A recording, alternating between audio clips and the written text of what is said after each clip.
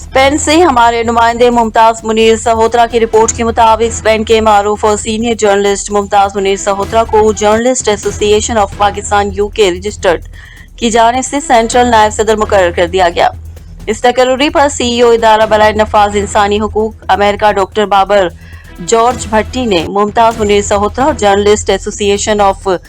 Pakistan UK registered کے مرکزی عہدیداران کو مبارکباد پیش کی اور امید ظاہر کی کہ وہ اپنے عہدے کی ذمہ داریاں احسن طریقے سے نبھاتے ہوئے اوورسیز میں مقیم صحافیوں کے